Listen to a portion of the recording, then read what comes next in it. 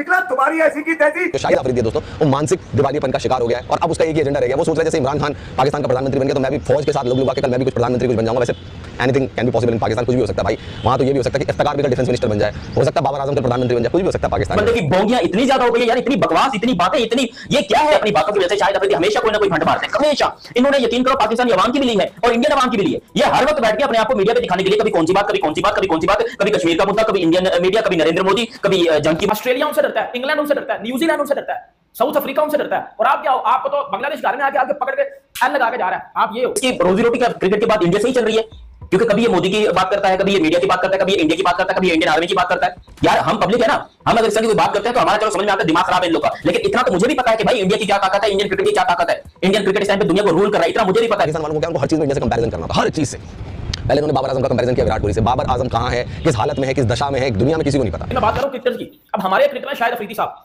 शाहिद अफरीदी ने स्टेटमेंट दिया और इतना कोई रबिश किस्म का ये स्टेटमेंट था, इतना कोई बचकाना किस्म का ये स्टेटमेंट था। शाहिद अफरीदी को मैं ये बोलना चाहता हूं, यू आर नॉट किड। आप बच्चे नहीं हो। आपने पाकिस्तान को 20 से ज्यादा साल रिप्रेजेंट किया इंटरनेशनल लेवल पे। आप इस टाइम दादा बन चुके हुए हो, लेकिन आप में अकल कोई नहीं आ रही। ये बात सबको पता है, अकल नाम की चीज नहीं आ रही आप में। बस सिंपल सी ये है। शाहिद अफरीदी ने स्टेटमेंट दिया। शाहिद अफरीदी ने बोला है कि इंडिया जो है ना, इंडिया जो कि चाइना के बाद पॉपुलेशन में दूसरी सबसे बड़ी कंट्री है।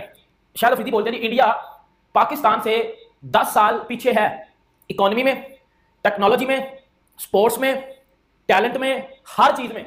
शाहिद अफरीदी ने बोला है इंडिया पाकिस्तान से 10 साल पीछे है, टेक्नोलॉजी में, इकोनॉमी में, स्पोर्ट्स में, हर चीज में, तकरीबन हर चीज में बोल दिया।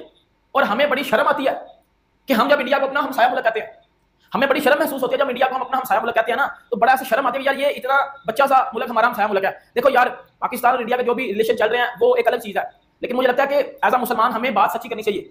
अब अगर आप इंडिया की पॉपुलेशन की बात करते हो, अब इंडिया की पॉपुलेशन कितनी है? 140 करोड़। पाकिस्तान की कितनी है? 25 करोड़। आप इधर से आप अंदाजा लगा लो, 25 करोड़ से ज्यादा मुसलमान इंडिया में पाए जाते होंगे। आप इधर से आप अंदाजा लगा लो। फिर दूसरी बात, मैं दूसरी बात भी साथ करूंगा, उनकी क्रिकेट देख लो। उन्होंने पिछले 5 सालों में या 2 सालों में कितने आईसीसी इवेंट जीते हैं मैं बताता हूं। 2023 वर्ल्ड कप का उन्होंने फाइनल खेला और मतलब उस दिन उनकी लक अगर साथ दे देती ना, वो फाइनल उनका था। पिछले 10 महीनों में 2 आईसीसी इवेंट्स वो लोग जीत चुके हैं। इसमें एक चैंपियन ट्रॉफी और एक T20 वर्ल्ड कप आता है। 2 WTC के बैक टू बैक फाइनल खेल चुके हैं वो लोग।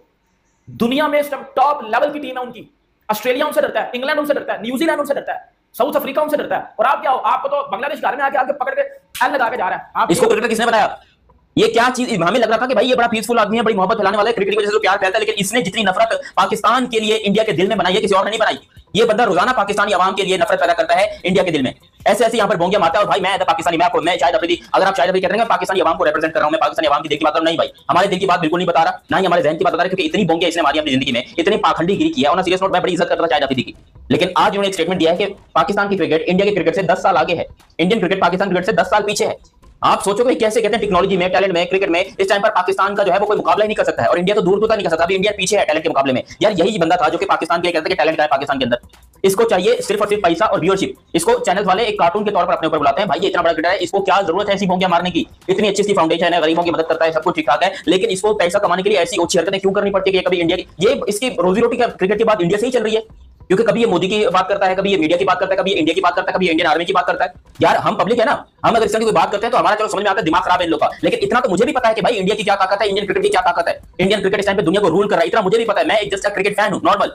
और ये बंदा जिसने क्रिकेट के अंदर अपनी जिंदगी गुजारी है, 25 साल इसने इंटरनेशनल क्रिकेट खेली है, ये बंदा बैठ के बोलता है कि नहीं जी ऐसा नहीं है जी, दरअसल बात ये है ना जी कि इस तरह हो जाता है ना जी कि पाकिस्तान जो है वो 10 साल आगे। भाई किस चीज में? अभी यहाँ पर पीएसएल के अंदर हमारे पास डीआरएस नहीं था। क्यों नहीं था डीआरएस? क्योंकि डीआरएस आया था इंडिया से। इंडिया के जो टेक्नीशियंस थे, इंडिया के जो लोग थे, वो सारे आए थे पीएसएल के अंदर डीआरएस लेकर, और डीआरएस की टेक्नोलॉजी वगैरह पाकिस्तान में वही दे रहे थे। जब यहाँ पर ये सारा मामला हुआ, इंडिया के ऊपर अटैक हुआ, पीएसएल दोबारा चालू हुई, या फिर जो सीरीज हुई हमारी बांग्लादेश के अगेंस्ट, इसमें डीआरएस नहीं था।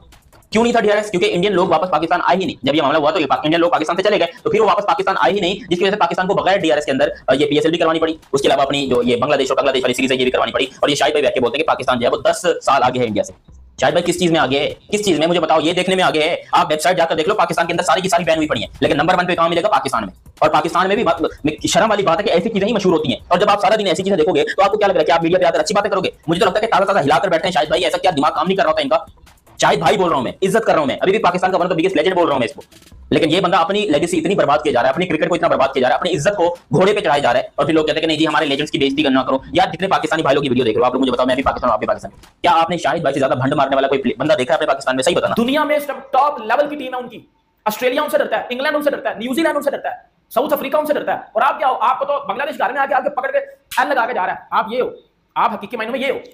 आपने बोला ना कि इंडिया हमसे पॉपुलेशन में भी पीछे है, इकोनॉमी में भी। इकोनॉमी आप देख रहे हैं, पाकिस्तान में डॉलर कितना है? पाकिस्तान में डॉलर 280 अप्रॉक्सीमेटली, ठीक है। इंडिया में डॉलर 100 से कम होगा। पाकिस्तान में जो 1 लीटर पेट्रोल है वो कितने का आता है? लगभग 300।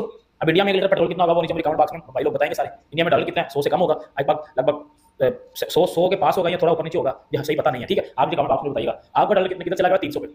आपकी महंगाई किधर चली गई? आप सबको पता है, आप सबको पता है कि हमारी महंगाई किधर चली गई है। अब इधर से एक समझदार बंदा जो बैठ के बात करेगा उसको इस बात में क्या लॉजिक मिलेगा कि यार जितनी भी शायद अफरीदी ने बातें की हैं ये सिर्फ और सिर्फ हेट पे मबनी बातें हैं। हेट स्पीच दी गई है against India without any logic, सही है, without any truth. Total false news शायद अफरीदी ने बोली है और उनका हकीकत से 1% भी तलब नहीं है।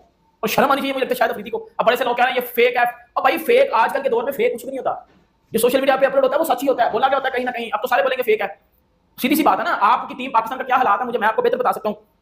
इतने छकड़ा किस्म के हालात बन चुके हैं ना बेटा, बड़ा घर पड़ा हुआ है आपका क्रिकेट का। पीएसएल आपकी बड़ी उनकी आईपीएल देख लो, उन्होंने दोबारा आईपीएल शुरू करवा के भी वो सक्सेसफुली फिनिश करवा गए। आपने दोबारा पीएसएल शुरू करवाई, आपकी पीएसएल में डीआरएस ही नहीं था जब दोबारा पीएसएल शुरू हुई है। आपने पाकिस्तान बांग्लादेश की टी20 सीरीज करवाई, उसमें डीआरएस ही नहीं था। अब बताओ ना मुझे इस बात में और इस बात में कितना फर्क बन जाता है। शायद अफरीदी उन पे कभी भी कुछ भी बात कर देता है। शायद अफरीदी की जिंदगी में जितनी क्रिकेट कैरियर था 50 पे 5 आउट होते थे। शायद अफरीदी आपके साथ घुमा देता था 50 पे 6। अगर वो इतना समझदार और इतना लाचिक वाला बंदा होता ना तो 50 पे जब 5 आउट थे ना उधर आके किनिंग खेल के जाता ना, तो उधर आके अपना भी बला घुमा देता, चलो जी मैंने शाट लाओ, मैंने शाट करो। जो बंदा पाकिस्तान को इस मुकाम पे एल लगवा के चला गया हो वो फिर उससे आप मेरी जान किस तरह लाजिक की उम्मीद कर सकते हो? तो लॉजिकल बात तो फिर बनती नहीं है।